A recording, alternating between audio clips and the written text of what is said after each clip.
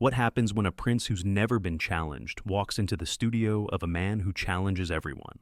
On a Thursday afternoon in Austin, Texas, Prince Harry sat down across from Joe Rogan, expecting another sympathetic platform to share his carefully crafted narrative.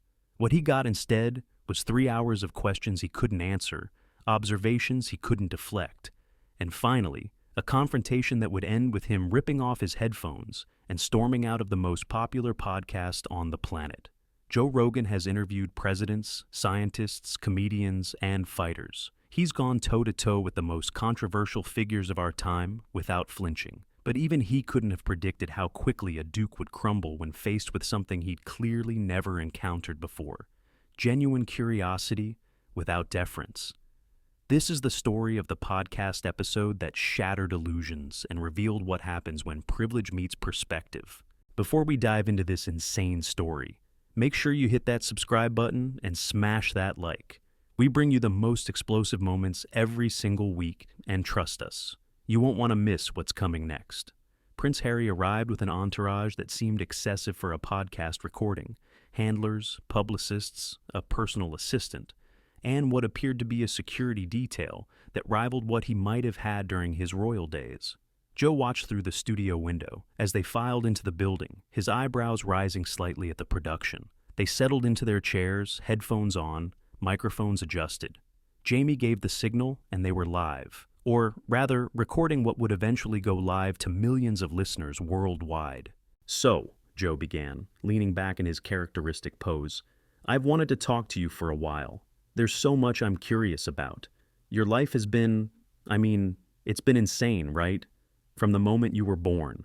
Harry nodded, his expression carefully neutral. "It's been a journey, not one I chose, but one I've tried to navigate as best I can. That's the thing that fascinates me," Joe continued. "You didn't choose any of it. The family, the titles, the attention. But at some point you did start making choices. The military, the charity work, and then, obviously leaving the UK, the Netflix stuff, the book. Those were all choices. How do you think about the difference between what was imposed on you and what you've actively decided?"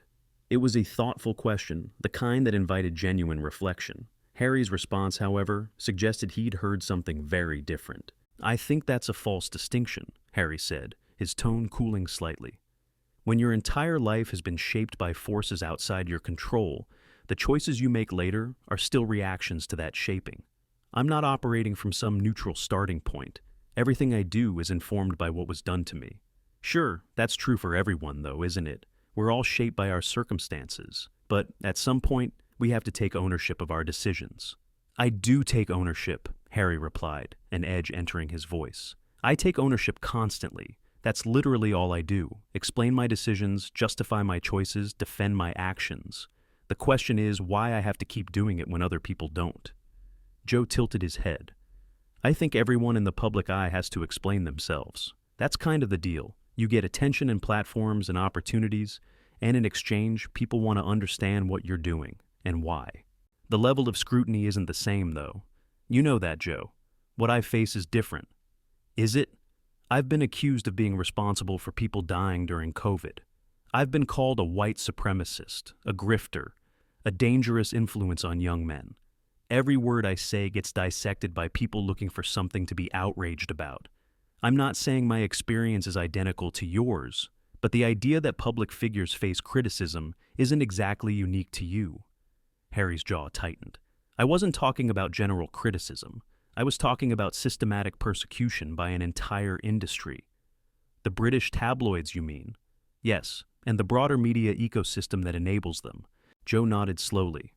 "Okay, let's talk about that. Because I'm genuinely curious, how do you reconcile your criticism of the media with the fact that you've done more media in the last few years than almost anyone? Netflix deals, Spotify podcasts, book tours, Oprah interviews, and now you're here. That's a lot of engagement with the thing you say is persecuting you." The question was direct but fair, the kind Joe asked everyone. Harry, however, seemed to receive it as an attack. "That's such a simplistic way of looking at it," Harry said dismissively. "There's a difference between being covered by the media against your will and choosing to tell your own story on your own terms." But you're still engaging with media. You're still putting yourself in front of cameras and microphones. If the media is so toxic, why not just disengage completely? Go live quietly somewhere? Because I have things to say. Because silence allows lies to become truth. Because if I don't control the narrative, others will control it for me. Right, but here's the thing. Joe leaned forward, his interest clearly engaged. When you say control the narrative, that phrase bothers me a little. It sounds like what you want isn't just to tell your side, but to have everyone accept your side as the definitive truth. And that's not how it works. Other people have their perspectives too. Harry's eyes narrowed. Other people haven't lived my life. No, but some of them were there for parts of it. Your brother, your father, your stepmother, palace staff. They all have their own experiences of the same events. Why should your version automatically supersede theirs? Because I'm telling the truth, Harry stated flatly. But they might believe they're telling the truth too. That's how memory works. It's subjective. Different people remember the same events differently. I'm not talking about different perspectives on the same events. I'm talking about actual facts being distorted and lies being printed. Give me an example, specifically. Harry paused, seemingly caught off guard by the direct request. There are too many to list. Just one then. Give me one specific example of a lie that was printed about you that you can definitively prove was false. The silence stretched longer than was comfortable. Harry shifted in his seat. It's not that simple, Joe. The lies aren't always explicit. They're in the framing, the insinuations, the selective use of information. So you can't give me a specific example of a factual lie? I didn't say that. I said it's more complicated than you're making it sound. Joe held up his hands. I'm not trying to trap you. I'm genuinely asking. You've built a lot of your public narrative around being lied about. I think it's reasonable to ask for specifics. And I think it's unreasonable to expect me to compile a dossier of evidence for a podcast interview, Harry shot back. My experiences are valid, regardless of whether I can produce documentation on demand. I'm not asking for documentation. I'm asking for an example. Just one story that was printed that you can point to and say, this is factually false. That shouldn't be hard if it's as widespread as you claim. Harry's face had flushed slightly. You're doing exactly what the tabloids do, putting me on the defensive, making me prove my own victimization. I'm doing what I do with every guest, asking follow-up questions. That's how conversations work. I ask, you answer, I follow up, you clarify. It's not an attack. It feels like one. Then maybe the problem isn't my questions. Maybe the problem is that you're not used to being questioned at all. The observation landed with almost physical impact. Harry stared at Joe, his expression shifting through several emotions. Surprise, offense, something that might have been recognition. That's incredibly condescending, Harry finally said. Is it? Or is it accurate? Because from what I can tell, most of your media appearances have been pretty controlled environments. Oprah gave you 3 hours with almost no pushback. The Netflix doc was produced by your own team. Your book was your own words edited by your own people. When's the last time you sat down with someone who actually challenged your narrative? I'm being challenged right now, aren't I?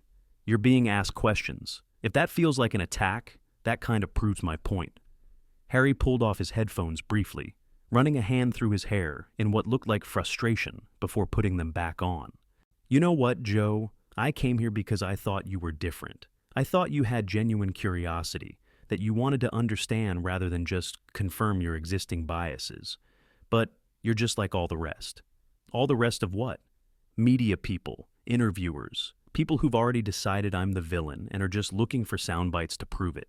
Joe laughed, not mockingly, but with genuine disbelief. Harry, I've asked you about 3 things so far. Your relationship with media, your perspective on your choices, and whether you can give a specific example of a lie that was told about you. None of that is hostile. None of it assumes you're a villain. If anything, I came in here sympathetic to your situation. I've said multiple times that I think the tabloid press can be brutal, but you're making it impossible to have a real conversation. Because you're not interested in a real conversation. You're interested in content. I'm interested in truth. That's what this podcast is about. Talking to people, asking questions, trying to understand things. Sometimes I agree with my guests, sometimes I don't. But I always try to engage honestly. You're the one who keeps deflecting every time I ask something specific. I'm not deflecting, I'm providing context. You're providing fog, Every time I ask a direct question, you respond with vague generalities about persecution and systematic attacks. But when I ask for specifics, you say it's too complicated, or that you shouldn't have to prove yourself. That's not context, that's evasion.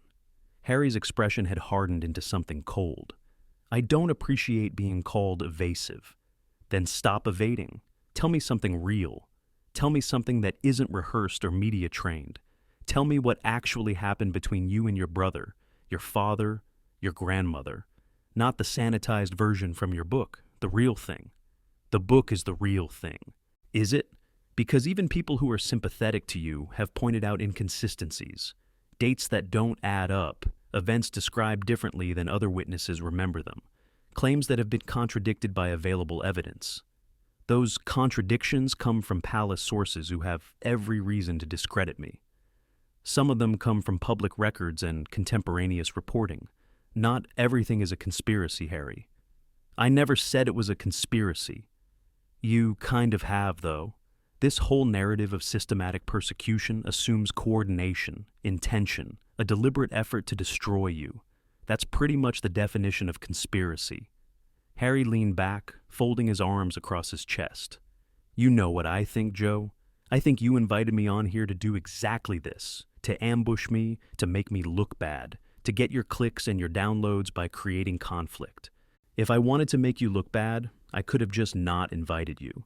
I could have spent 3 hours talking about you without giving you a chance to respond. Instead, I gave you a platform. I gave you an opportunity to share your perspective, to explain your choices, to help people understand where you're coming from. And you've spent the last hour treating every question like an attack. Because they have been attacks.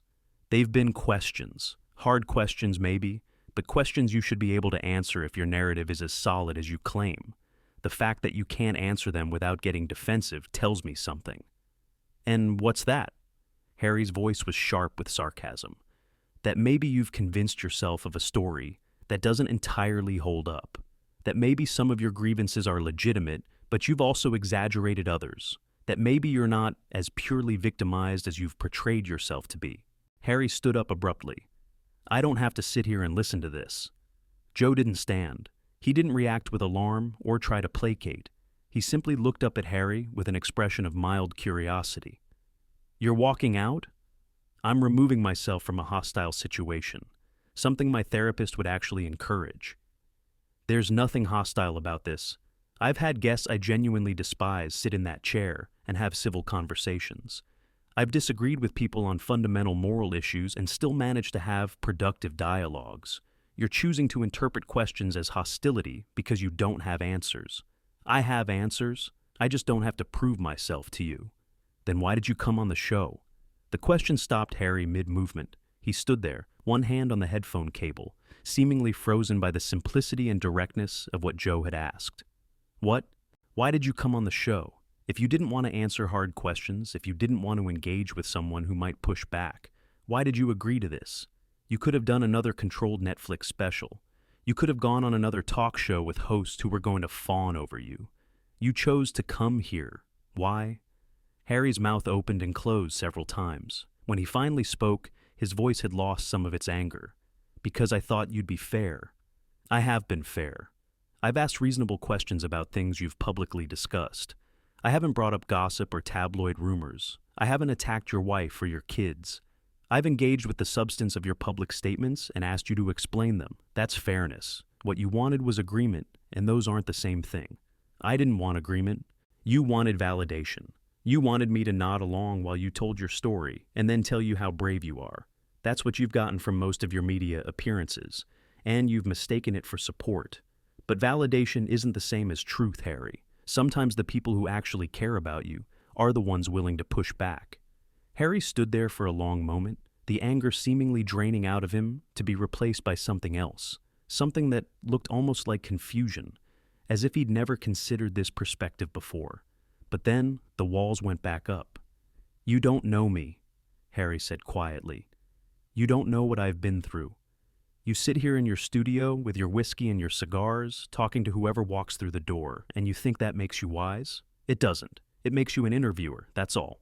I've never claimed to be wise. I've claimed to be curious. And my curiosity has led me to notice something. The people who get most defensive about questions are usually the ones with the most to hide. I'm not hiding anything. Then sit back down, finish the conversation. If your story is true, if your grievances are legitimate, then explaining them shouldn't be this hard. Harry looked at the chair, then back at Joe. The invitation was genuine, the opportunity real. He could salvage this. He could demonstrate the openness and honesty he was always claiming to possess. Instead, he pulled off his headphones and tossed them onto the desk. I'm done. This was a mistake. The only mistake was expecting a safe space from someone who's never offered one. I challenge everyone who sits in that chair. The ones who can handle it usually have the best conversations. The ones who can't. He let the implication hang.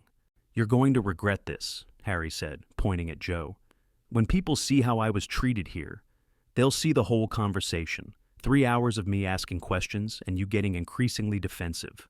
That's what they'll see. They'll see what they want to see. Then you have nothing to worry about, right? Your supporters will support you. Your critics will criticize. And the people in the middle will watch and make their own judgments. That's how it works. Harry turned and walked toward the studio door. His hand was on the handle when Joe spoke one final time. Harry, for what it's worth, I do think you've had some genuinely difficult experiences. I think the tabloid culture around the royals is toxic. I think there's real trauma in your past that deserves compassion. But I also think you've spent so long being told you're a victim that you've forgotten how to be anything else. And that's not the media's fault. That's a choice you keep making every day, with every interview where you refuse to engage with anything that challenges your narrative. Harry didn't turn around. His shoulders tensed, his grip on the door handle tightened, but he didn't respond. Then he was gone. Joe sat in silence for a moment after the door closed. Jamie watched him from behind the control board, unsure whether to say anything. Finally, Joe shook his head slowly and leaned into the microphone. Well, that happened. He took a sip of whiskey. I want to say something to whoever ends up listening to this. That wasn't what I wanted. I didn't want a confrontation. I didn't want him to walk out. I wanted a genuine conversation with someone who's had one of the most unusual lives on the planet. He paused, gathering his thoughts. What I got instead was someone who's been so insulated from genuine questioning that he literally can't handle it. Every question felt like an attack because he's only ever experienced softball interviews and hostile tabloid coverage. There's no middle ground in his experience. You're either with him completely or you're against him entirely. Joe leaned back, staring at the empty chair across from him. That's sad, actually. Imagine going through life where every human interaction is either total validation or perceived persecution. No wonder he seems so unhappy. No wonder he can't maintain relationships with his family. If you can't handle anyone disagreeing with you, you can't have real relationships. You can only have audiences. Jamie spoke up from behind the board. Do you think he'll come back? Joe laughed. No, and his team is probably already drafting a statement about how he was ambushed and mistreated. That's the playbook. Any challenge becomes an attack. Any questioning becomes persecution. It's effective for maintaining your base of supporters, but it's poison for actually engaging with reality. He reached for his whiskey again. Here's what I hope, though. I hope somewhere, maybe years from now, Harry watches this back and realizes what I was actually trying to do. I wasn't trying to destroy him. I was trying to understand him. And in the process, I was hoping to help him understand himself a little better. Joe shrugged.